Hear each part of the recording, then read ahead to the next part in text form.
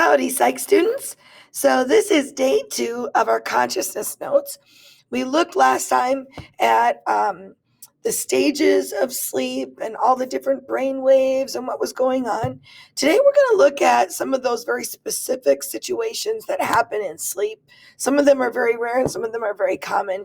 So if you remember, we left off on circadian rhythms, and just to kind of make sure we know where we're at, remember that again, light, for example, affects our hypothalamus, and that's what makes us go, okay, it's time to go to bed now, or we're awake because it's daytime.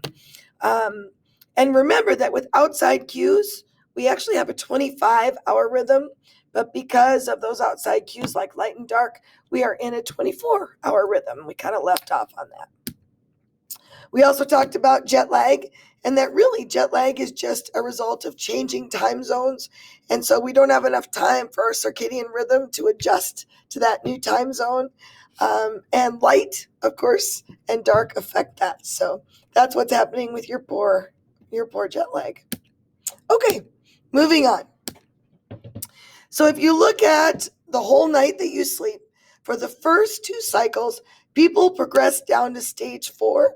They remain there a while, and then if you remember, it looks like a V. They return to stage 2, and then they enter REM, and one cycle is about 90 minutes. Remember, 1, 2, 3, 4, 3, 2, 1, and then REM. Okay. In later cycles, stage 4 seldom occurs. We never get all the way down to 4. We tend to stop at 3. The amount of REM gets bigger, as you noticed from our graph the other day. We have more REM the longer that we sleep throughout the night, which means we dream more, right? Most of us get about an hour and a half of REM and stage 4 per night, just to give you an idea of what that's like. So let's take a look at dreams a little bit. If you look at dream content, dreams reflect real life worries, hopes, and desires. And I'm sure that you can probably think of a dream that you've had about something you were worried about. And it's usually something you probably thought about before you went to bed. So, for example, I'm going to admit something to you. Every single year that I teach, I always have the exact same nightmare about a week before school starts. And you can probably imagine what it is for a teacher. I go into the classroom and the students are so bad and they misbehave and they don't listen and they mouth off and everything you can imagine that's bad happens. And of course, for me, that is my nightmare. It's lack of control. And I want to make sure I have control in the classroom and that people learn. So I always have that nightmare every year. And obviously, it's a real life worry for me. I must be thinking about it because I'm starting that new year and I want to start off on a good foot. Most of our dreams involve people and places that we actually know. You probably know that. Dreams of being nude, falling, or floating probably derive from our body's lack of motor and sensory feedback. So how many of you have had a dream of falling or floating? Yeah, it feels weird, doesn't it? And then you wake up before you hit the ground or whatever. I won't ask you how many of you have had nude dreams, but some people have dreams of like being nude in front of a crowd or things like that. And again, it symbolizes our worry about something that's coming up probably. But like they said, a lot of this is because remember that those dreams in REM, there's never a connection between what's going on in our head and that motor strip that we have. So we aren't allowed to move our body while we dream. So that's why we have that feeling of floating or falling usually. Now, there are basically 3 main theories about dreams, okay? The first one came up from Sigmund Freud, and remember, he was way back. He kind of started this whole psychology thing, and he had what was called wish fulfillment theory. He believes that dreams are basically the royal road to the unconscious, and that your dreams are really powerful, and they're really representing your repressed and unconscious wishes. So, for example, let's say I had a dream about, like I was flirting with my boss, or my mailman or something like that. Freud would say that there's something underlying there, that maybe I secretly have a crush on my boss or something like that, that there's always some unconscious desire between those dreams. Okay?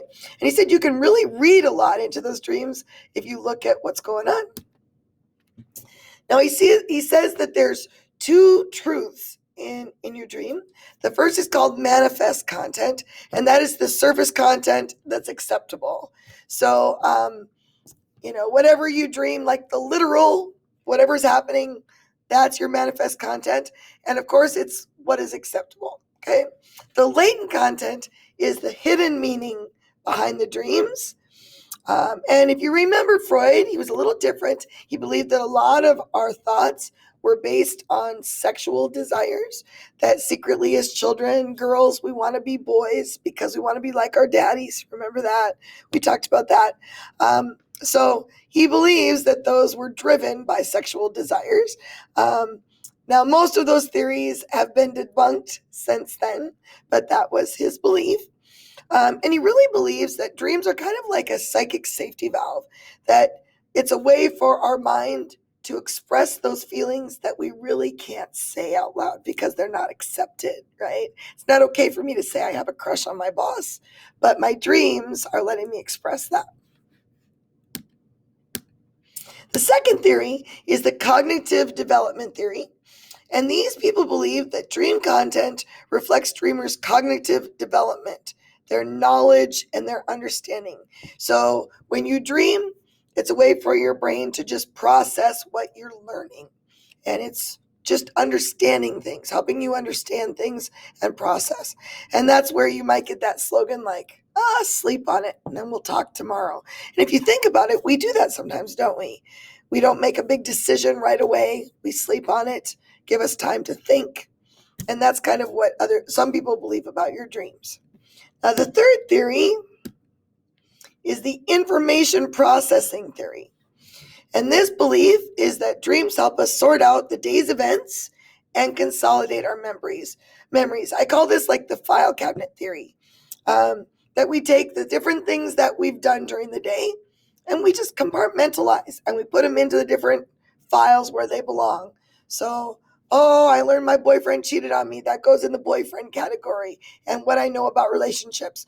And I learned about frogs in science class, and that goes into that category. And my friends were supporting me during lunch. That goes in a different category.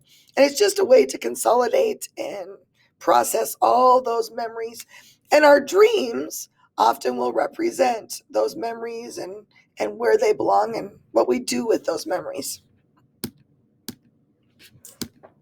Now, the cognitive approach to dream, recent research has basically said that dreams are a side effect of memory consolidation to sift, sort, and fix the day's experiences in our memory. Remember, this is that file cabinet theory. We notice that memory recall is better with a full night's sleep, that we obviously think better and we can learn more when we get good sleep. And another really weird thing, they found a correlation study that students with high GPAs also have more sleep. So just to review, is that a positive or negative correlation?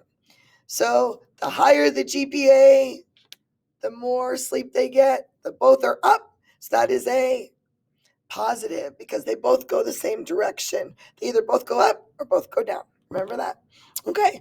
So do you think that sleep is the reason people get high GPAs? I don't know.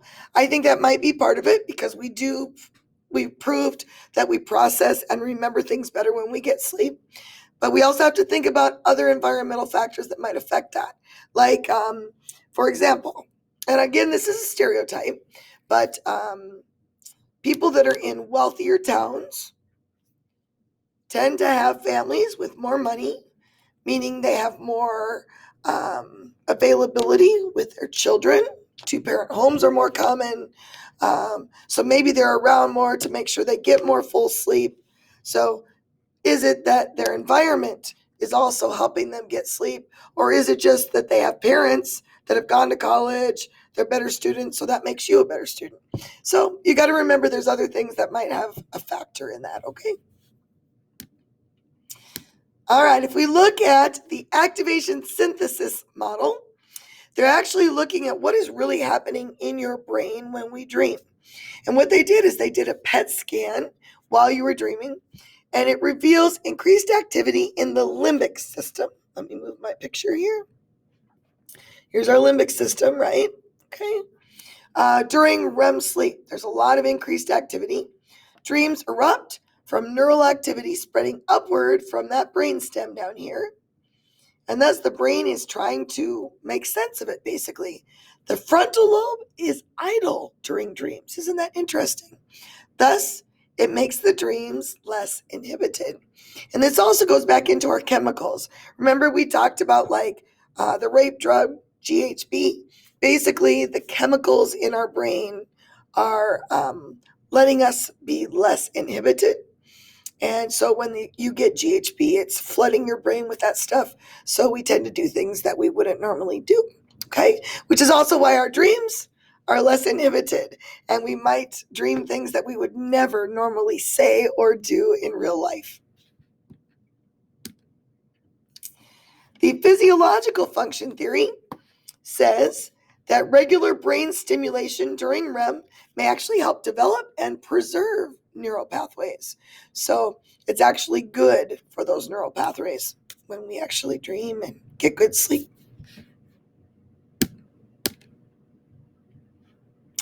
So let's talk about some of the sleep disturbances that cause problems. Let's talk about sleepwalking a little bit. So remember that sleepwalking occurs in stage 4, our deepest sleep. The person is not conscious during this activity. And by the way, just so you know, it is a myth. It is not dangerous to awaken a sleepwalker. Now, that might be on a one-to-one basis. Maybe that person is just more like that. But that is technically a myth. So I really want you, if you're at home, to try to watch some of these examples because they really help us understand what we're looking for. So I'm going to stop right now and let you watch this example of sleepwalking, okay? Okay, there's a couple of things I wanted you to notice in that example. Do you notice how many things are happening with the brain while he is actually sleepwalking and he's not awake? First of all, notice that his eyes were open. He looked right at his parent and knew they were there somehow because he walked around the parent. He knows where the light switches are.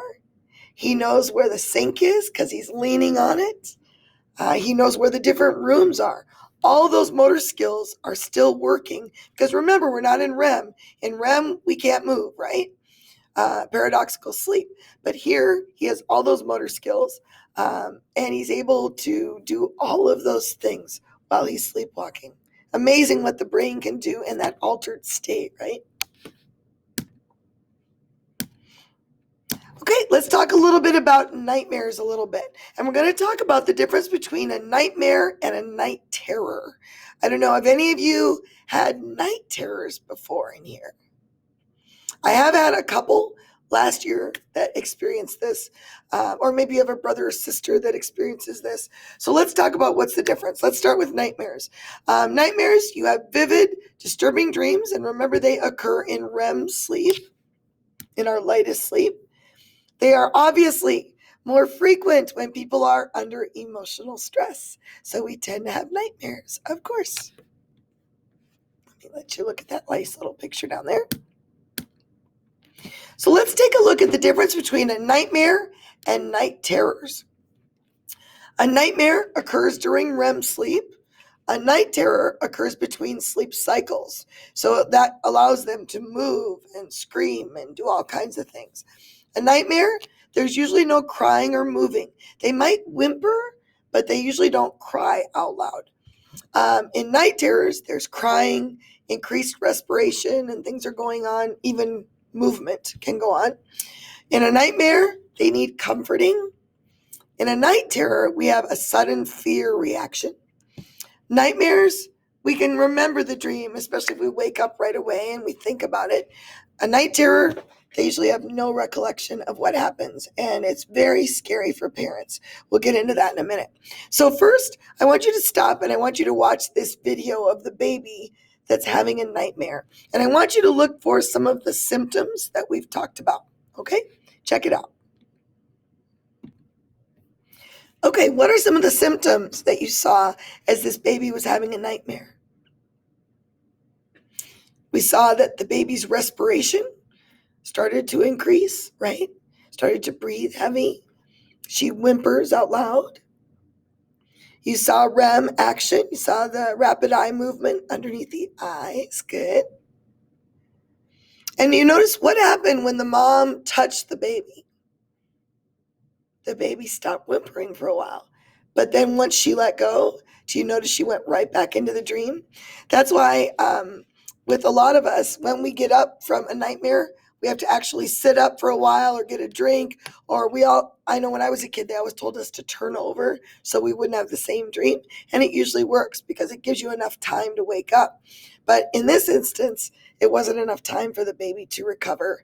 And so she's still in that dream. Yeah. All right. So now what I want you to do, I want you to watch this video here of a night terror. And in this case, this young boy actually asked his dad to film a night terror because he could never remember what happened and he really wanted to know what it was like. So I want you to watch this and watch all of the things that this kid can do in a night terror, and yet he won't remember a single thing. And we'll talk about it when you're done. Isn't that just scary in some ways? Can you imagine if this were your son and your son was having this happen to him all night, every night? Or you dealt with this many times a week? I mean, this kid is screaming like he's in pain. And it's affecting his sleep. It's affecting your sleep too. So remember that night terrors are not happening during REM, and that's why he's able to run around and he's jumping on the couch. He's grabbing himself. He's crying. He's talking to. Did you see he looked right at his dad and had a conversation with him? Isn't it amazing all the things that the brain can do in an altered state? Something else. Yeah. And you can see why they definitely want treatment for night terrors, because it's really hard to deal with when you have a child in that situation. Okay, let's talk about sleep talking a little bit. It's especially common among children. And part of the reason for that is, remember on our graph that we showed last time, our children are in that deeper sleep for a longer time. So because they need the growth hormones. So they tend to be down there more and they talk more and they're more exhausted typically. Whereas as adults, we don't usually get down to that lower level as much. The talker often makes no sense, but sometimes speaks out loud or even shouts intelligible phrases. So I want you to stop and watch this one. You'll get a kick out of this one. This is a fiance, and he basically is recording his fiance sleep talking as he tries to get her to get up and go to bed. My husband could probably do a very similar video of myself because I'm very well known for falling asleep in mid-sentence as we're sitting there talking, or I'll even fall asleep grading papers as I'm sitting up, and I'll give these nonsense crazy things. So some of you can relate to that. So check out this video and then let's talk about what we see. Isn't that a funny video? And you can see that her brain is trying to reach for whatever knowledge she's looking for, but the pathways are not connecting. And so she's using different words and different things that she knows, like her dog, Pumi, who isn't even there. And she's talking about her dog, and yet she's talking about cupboards and all kinds of things. And that's why we have that unintelligible stuff, because we're not connecting with our messages. All right, let's talk about something a little more serious. Let's talk about narcolepsy. Have any of you heard of narcolepsy or what it is? Maybe seen it in a movie? Yeah, this is when someone cannot control when they fall asleep. And they will, in movies, they make a joke about it. Like this girl will be on a date and then all of a sudden she'll just fall asleep and she'll fall over like she's a zombie or something. Okay. It is a real thing. And in this case, it involves brain abnormality. There is a chemical imbalance, and that's what's causing this. A person may suddenly fall into REM sleep without warning. It is true. And if you look at what's going on here, let's look at these facts. Narcolepsy, 1 in 2,000 people have narcolepsy. And if you look at it, it says narcolepsy with cataplexy, which is partial or total loss of muscle tone, meaning that's why they show them almost like a zombie and then they fall over like an iceberg or something. People actually get that cataplexy either partially or fully. It's caused by the loss of brain cells that produce hypocretin, a chemical. Okay. Now you can get it 2 different ways.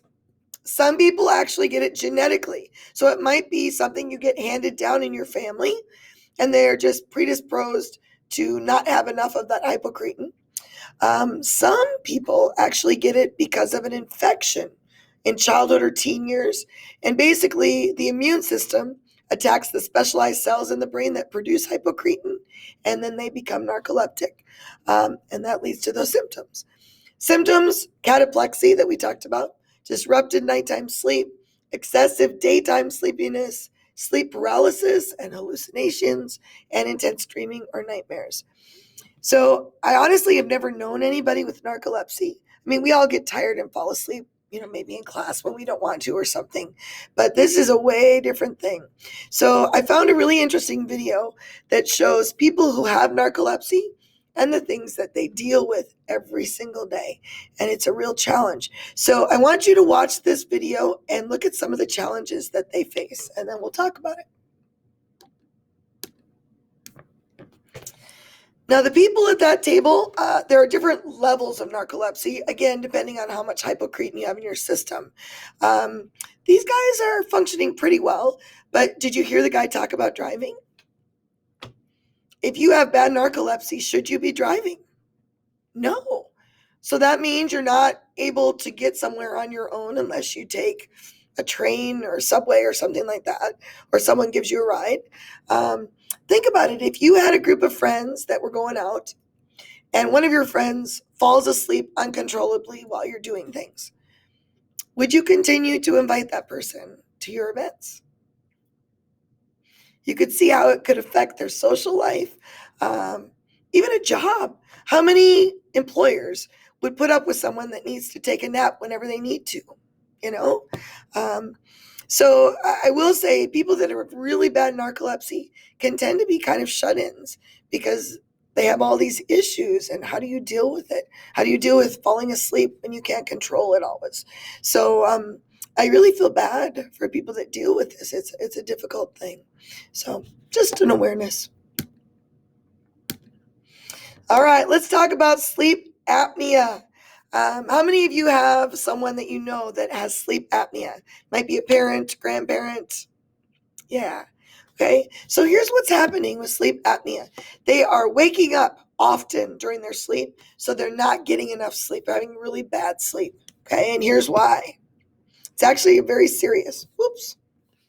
It is actually a dangerous condition where the person stops breathing while sleeping. And that's what wakes them up, because all of a sudden they stop breathing and they wake up. Okay. So they've created machines or devices that actually keep the airways open. And that's what you see down here. It's called a CPAP machine. But as you can imagine, not a very sexy thing to wear as you are laying next to your husband or your wife. It's not very fun. It kind of controls your movement. So a lot of people don't like to wear those CPAP machines. There's a new one out that just goes in the nose there. And it's a little bit more comfortable, but again, not real sexy.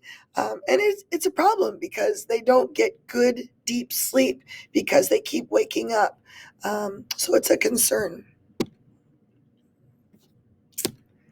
Let's talk about insomnia. How many of you know someone that struggles with sleep? Like they just can't get to sleep a lot. Okay?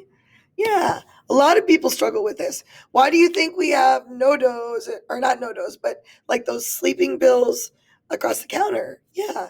People have trouble sleeping. So this is an impairment in functioning due to ability to sleep. It's actually affecting your job. It's affecting how you think. It's affecting your relationships because you just cannot sleep enough.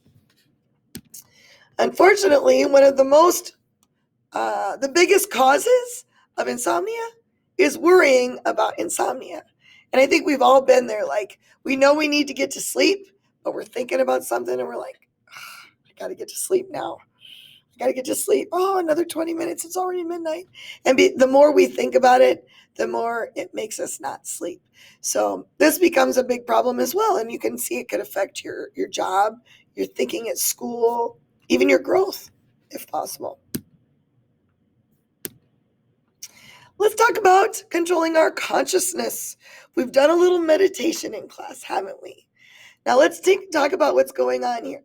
This is basically getting us to a different consciousness through intense concentration. So when I do this with you, what am I getting you to concentrate on?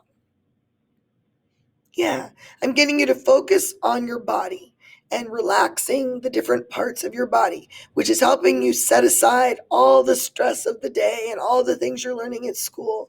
And we just focus on breathing and we're concentrating on our body's relaxation. This is what helps us block out distractions, of course, and it takes us to a whole different level of consciousness. As you know, we also have hypnosis. And honestly, when I do what I do with you in meditation, it's very similar to hypnosis. It just doesn't go the next step, okay? In hypnosis, it's almost a trance-like state. Takes great concentration, and not all people are able to go under hypnosis. That's a myth that everybody could fall. You really have to be willing to fall into hypnosis, otherwise it won't happen.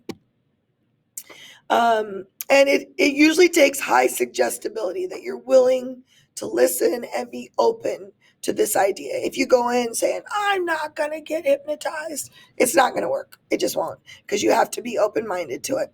Okay, so here's what I want to do, because I know there's probably some of you out there that are like, hypnosis isn't a real thing. Well, I'm here to tell you that it is. It's an altered state. And there are some myths about it, so we'll talk about that in a bit. But I want you to watch this episode of America's Got Talent. It's just a little clip from it, and see what this hypnotist does. And then we'll get back together. Pretty incredible, right?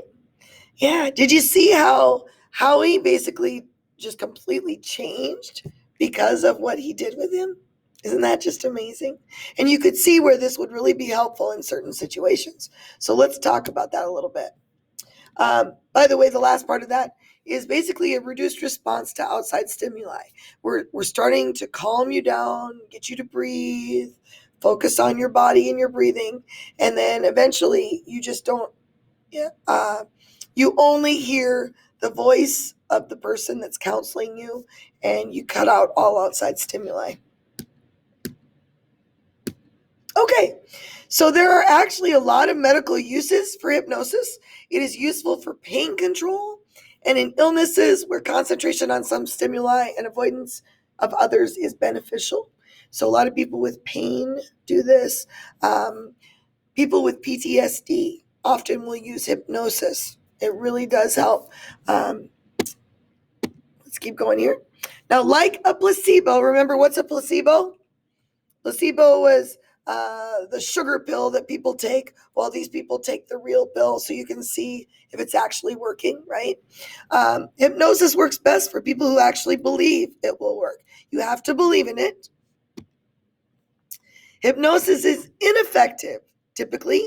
They've done studies in treating drug dependence or eating disorders, for example. But it has been helpful with smoking, for example. A lot of people use it for smoking and things like that. This primarily, why does it not work for drug dependence or eating disorders? It's primarily because post-hypnotic suggestions seldom work, to be honest. Like, I want you to do this after I'm gone, kind of a thing. Doesn't mean for everybody, but in general, that's what they found. Hypnotized subjects are aware of where they are, just so that you know, and what they're doing. People will not violate their moral standards under hypnosis. So, what they're trying to say is if you are hypnotized and this person says, I want you to sleep with me,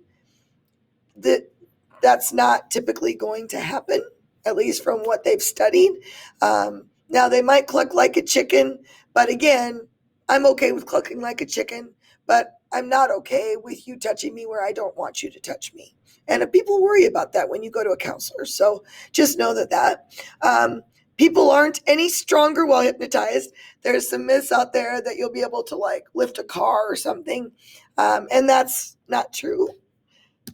Might make you believe that you can do it, but technically you could do it on your own without hypnosis.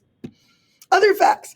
Even the most cooperative subjects seldom will reveal secrets under hypnosis. So again, they may ask you questions, but you're not going to answer a question typically that you don't want them to know. So you're not going to give them a secret like, oh, I cheated on my husband or something like that, unless you really want that information out. A hypnotized person can and will lie, absolutely, especially if the hypnotist suggests lying would be a good idea. There's a rumor that when you're hypnotized, you can't lie. It's like a lie detector test, and that's not true. People under hypnosis may change their demeanor if told they are much younger. So let's say that I want you to act like a 2-year-old, but they don't actually act like a child of that age. So it just impacts their behavior a little bit.